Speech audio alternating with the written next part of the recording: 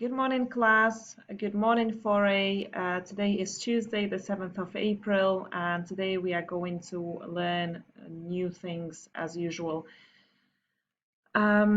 Yesterday was another easygoing day, so hopefully today will also be easygoing. However, I think that it's going to be a little bit more challenging, but I know you can do it, guys. All right, first things first, your daily schedule. Let me grab my phone and take a look. Right, so you will start your day today with Arabic. So you know what to do for that subject. Then your second lesson will be English grammar.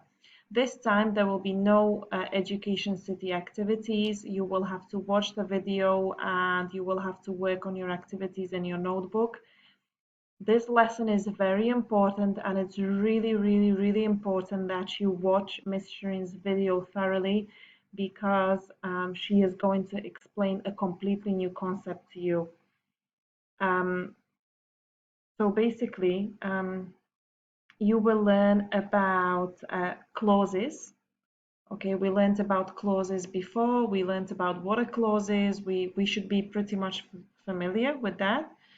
But today's lesson is going to focus on time clauses and connectives. It's going to focus on conjunctions, on prepositions, all that express time or they are somehow related to time or express in time. So clauses, time, prepositions, conjunctions, all of those. This is not a very easy topic, so please do take your time to go through this lesson and make sure you thoroughly understood it. Right, your third lesson will be maths. We're doing multiplication and your maths lesson will be on multiplication and division for 7 times table. Pretty easy. And then you have an ICT class. In your ICT class, you will have to work on a PowerPoint. This time you will be creating a newspaper article on your PowerPoint, in your PowerPoint, and you will be learning how to add an audio recording to your PowerPoint. So that's really fun. I actually did this lesson. I will be explaining it step by step. So hopefully it will be easy to follow and you can create some great newspaper articles. I'm looking forward to your ideas. And then we have UAE Social Studies, UAE Social Studies A, you know what to do. UAE Social Studies B, you will be doing some activities on dams, irrigation, and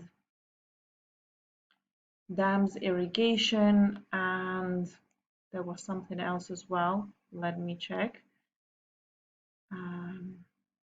Oh, farms, dams, and irrigation. That's what you will be learning about. From the UAE, so there will be 2 activities you have to submit tomorrow. Activity number 1 is a video of you showing your PowerPoint. Activity number 2 is UAE Social Studies B. You will have to submit activity 6. Guys, make sure you submit the right activity. Please don't submit activities we didn't ask for. All right, good. So that is your day. Your last lesson, actually, I didn't say, your last lesson will be music. All right, so regarding riddles. So the riddle for yesterday was, if everything goes wrong, what can you always count on? And this time, many of you got the answer right. The answer was you can always count on your fingers. That was the right answer. There were some not quite correct answers, but as I said, I'm always happy to see even the wrong answers. I'm just happy to know that you used your brain, you thought about it, and then you wrote me your answer. All right, now your riddle for today is what word contains 26 letters but only has 3 syllables? Once again, what word contains 26 letters but only has 3 syllables? If you remember, we did syllables in the class. We did it with the clapping. So for example, let's say we have the word tiger. So I'm going to clap tiger. That means the word tiger has 2 syllables. And the riddle says, what word contains 26 letters but only has 3 syllables? So try to work that out. So that's your riddle for today. Now, as usual, I have a story for you. I will read it out for you. And today's story is called "The Day Mom Became a Monster." So this is a funny story. At least it sounds funny. So please sit back and listen to the story when Mom became a monster. Right. Everything felt so ordinary on the afternoon that Mom became a monster. "Hi boys, how was your day at school?"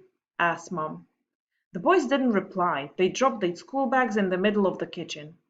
They kicked off their shoes and socks and left them in little piles. It was a hot afternoon and it felt so good to have their bare feet on the tiles. George plopped down into the chair.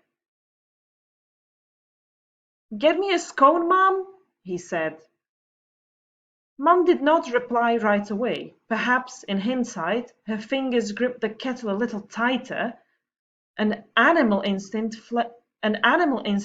flaring up in her human body. Was there a moment when the inevitable mightn't have happened?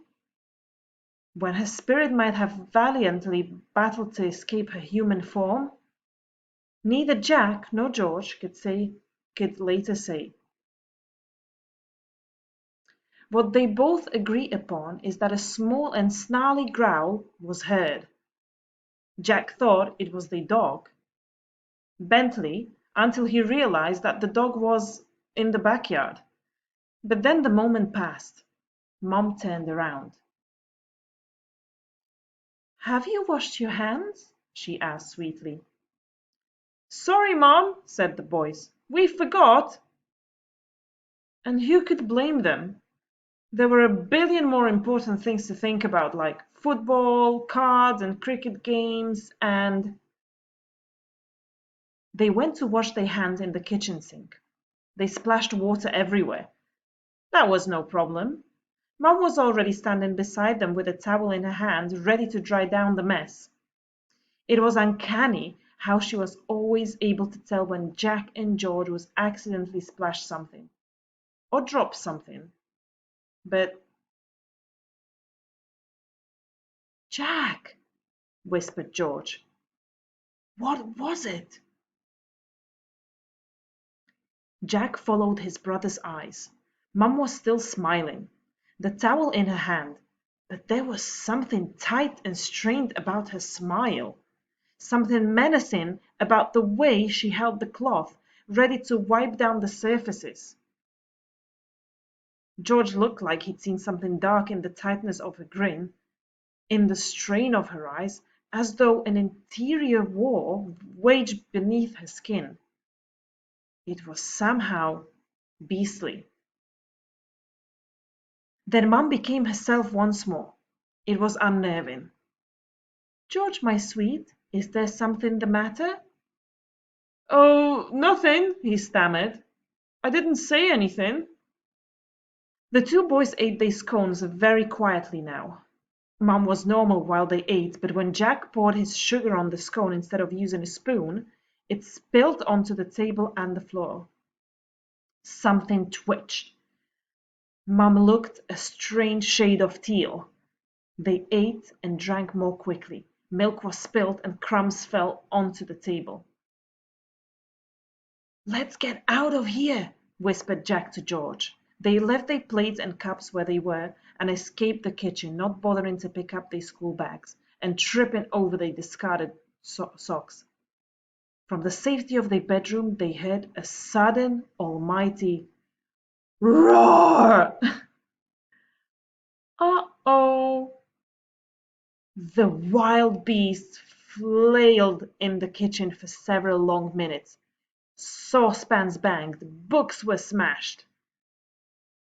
Jack and George peeked around the corner of the bedroom and saw their mother had grown a wild. Sorry. Jack and George peeked around the corner of the bedroom and saw their mother had grown wild feet and gnashing teeth. Her body had swelled to 3 times its normal size.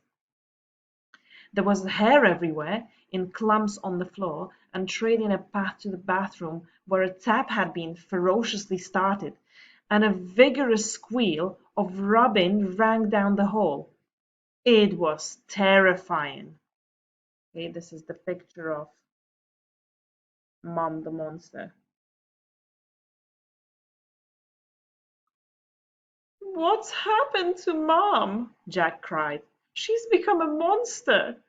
She's on rampage. What's she done with our real mother? He looked wildly around the room. They had no weapons, only toys and toothbrushes, Lego blocks, and books. George took an encyclopedia and a pencil. Jack equipped himself with a pillow. Together they opened the door a crack and carefully, ever so carefully, peeked their heads around the corner. To smack right into Dad. He was walking down the hall. He took one look at his boys and sensed the fear in their eyes. He stopped, amused. What on earth are you doing? Mom's a monster, George told him. Ah, well, do you think pillows and pencil are going to help? Dad told them that they needed to fight a monster. Dad told them what they needed to fight a monster. When they picked up their dirty socks and put them in the laundry, her size decreased. When George went and got a cloth and wiped up the mess, her teeth stopped gnashing. When they gave her a hug and said hello, she was completely back to normal. It was a fascinating magic. Jack and George never forgot how to tame the monster after that.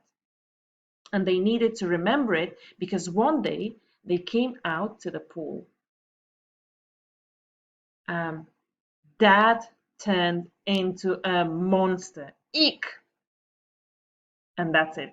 So I think we can all relate to this story.